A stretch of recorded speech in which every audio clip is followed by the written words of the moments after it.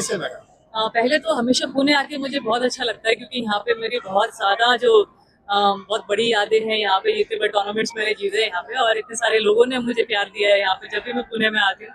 And Sujoy sir तो मेरी जो भी बैडमिंटन करियर का बहुत बड़ा पार्ट रहे हैं, और उन्होंने एक इतनी बड़ी मूवी भी बना दी मेरे लिए। तो आई मीन कितना वो बैडमिंटन से प्यार करते होंगे। और आज उन्होंने मुझे CNS स्कूल में बुला के जो भी बच्चे हैं उनको इंस्पायर करने का मौका मुझे दिया। और I would like to thank him for making such a big and wonderful school. और उसमें इतनी सारी फैसिलिटीज़ है स्पोर्ट्स के लिए जो मैं आई विश मेरे टाइम पे भी ऐसा होता। लेकिन आज मैं यही बोलूँगी बच्चों को कि इतनी सारी फैसिलिटीज़ हैं, प्लीज़ उसको यूज़ कीजिए। और जो फ्यूचर चैम्पियंस है वो स्कूल से ही आते हैं। तो वहाँ पे जितने भी कोचेज़ हैं और टीचर्स हैं, मैं यही बोल सकती हूँ कि support them, support the kids like how sir does, and I am sure future champion जरूर आ सकते हैं। मैम, आपके करियर में सबसे ज्यादा चुनौतीपूर्ण कौन सा एक क्षण रहा?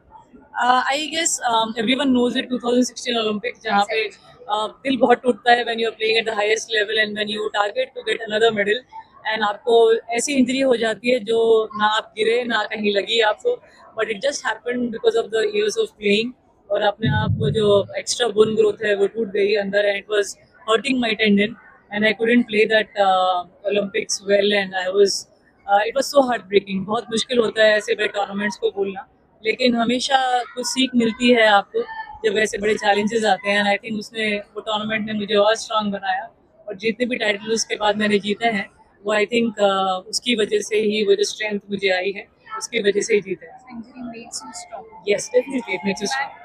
बैडमिंटन के लिए सब बच्चे आगे आए, स्पोर्ट्स में आगे आए, इसके लिए आप क्या मोटिवेशन देना चाहेंगे? मैं यही बोलूँगी कि आप फैसिलिटीज़ बहुत ज़्यादा हैं। उस टाइम पे हमें ये नहीं पता था कि वन ऑन वन कोचिंग क्या होती है, one on one training, physiotherapy या डाइटिशियंस या मेंटल ट्रेनर्स कितने ज़रूरी होते हैं। लेकिन अभी ये सब चीज़ें एकेडमीज़ में आ रही हैं। We have so many academies in India, plus schools में भी इतनी फैसिलिटीज़ हो रही हैं जो I think we are going in a very good direction for sports. It's just that हमें वो एक सिस्टम चाहिए।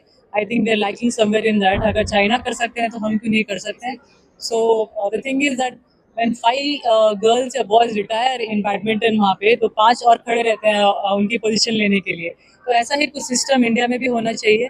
हम इम्प्रूव कर रहे हैं। बाकी आई थिंक एसोसिएशंस का काम है ये, स्पोर्ट्स मिनिस्ट्री का काम है ये, कि जहाँ पे हम आई थिंक दूसरे स्पोर्ट्स को इतना उनके लिए प्रमोशंस या मार्केटिंग करें कि दूसरे स्पोर्ट्स भी आगे आए और जो बच्चे हैं वो उसमें जो है इंटरेस्ट दिखाए। बिकॉज जैसे ही आप देखते हैं क्रिकेट में लीग्स होते रहते हैं या बड़े मैचेस होते हैं तो हम उसको काफ़ी हद तक टीवी पे देखते हैं।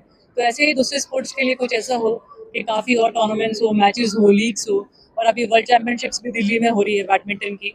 तो स्कूल के बच्चे हो गए या जो बच्चे जिनको इंटरेस्ट है स्पोर्ट्स में, उनको वो टूर्नामेंट्स दिखाए जाए and they will learn a lot from that. And future में we will also have factory of champions and it is possible, yeah। Ma'am, आप पद्म विभूषण हो, पद्म विभूषण आपने गवर्नमेंट से इसके बारे में कभी कोशिश किया कि क्रिकेट को ही ज्यादा मान्यता क्यों दी जाती है बाकी भारतीय? नहीं, आई थिंक गवर्नमेंट से इसके बारे में कुछ पूछने की जरूरत नहीं है, क्योंकि BCCI has done a fantastic job। वो उनकी सेपरेट बॉडी है, उन्होंने अपने गेम को पॉपुलर किया है। दूसरे एसोसिएशंस को उनसे सीखना चाहिए कि उन्होंने कैसे किया है।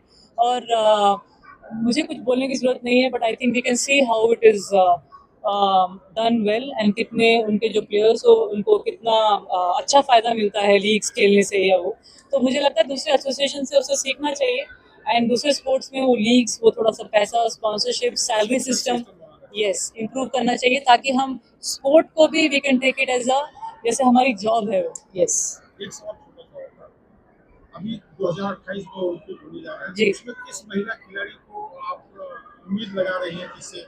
I guess Sindhu is there. Champion तो हमेशा चैंपियन रहते ही हैं. She is always there. But we have Unnati Hooda also who is doing well. Men's में we have Lakshya Sen who is doing well. And Ayush Shetty भी हैं जो अच्छा कर रहे हैं. डबल्स में सात्विक चिराग हैं जो बहुत अच्छा कर रहे हैं. और वुमेन्स डबल्स में, मिक्स डबल्स में आई थिंक हमें देखना पड़ेगा कि कौन कैसा कर रहा है. बट हमारे पास आई थिंक मेडल लाने के लिए काफ़ी ऐसे प्लेयर्स हैं अभी जो हैं स्ट्रॉन्ग है. यस। धन्यवाद। धन्यवाद। सवाल छोटा सा आपसे था, ये आपका जो स्कूल है इसमें टोटल कितने बच्चे पढ़ते हैं? यहाँ पे टोटल 2300 बच्चे लोग हैं टोटल स्कूल में कैपेसिटी। तो यहाँ स्पोर्ट्स के लिए आपने क्या व्यवस्था रखी है?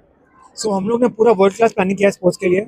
मैं खुद बैडमिंटन प्लेयर रहा हूँ स्टेट लेवल तक, और इसलिए यू सी के world class badminton facility, rock climbing, 10 metre Olympic standard shooting range, swimming pool, cricket pitch, football pitch, gymnastics, तो काफ़ी सारी फैसिलिटीज हम लोगों ने दी हुई है। परफॉर्मेंस कैसा रहा बच्चों का आपके यहाँ? बहुत अच्छा, इंटर स्कूल में, स्टेट लेवल में, नेशनल लेवल में ऑलरेडी हम लोग के बच्चे लोग बहुत अच्छा कर रहे हैं। बट एज साइना जी ने बोला, sports is long term journey, तो डिसिप्लिन, फोकस, हार्ड वर्क और लॉन्ग टर्म में रिजल्ट आएंगे। मैम लास्ट सर वो ईयर टू ईयर मैटर करता है। I just mention coaching is a very difficult job, जहाँ पे आप जो अपने लिए स्ट्रेस लेते हैं वो आपको 100 बच्चों के लिए लेना पड़ेगा। I am looking forward to, जैसे एकेडमीज करते हैं, अगर हम और इम्प्रूवमेंट करते हैं फ्यूचर में तो ज़रूर मैं आऊँगी।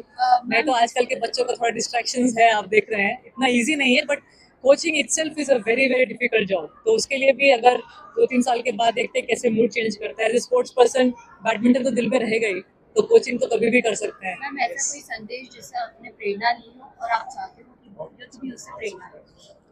Youth, I think discipline is something which we require, patience which is very much required nowadays, and अपना me time is required, जहाँ पे आप 10-15 मिनट अपने आप रहें, nothing, no distractions, वो सब अलग रख दीजिए। एंड अगर वो आप करने में if you can do that, you can do anything, nowadays I think 2 minutes भी अकेले बैठना is so difficult.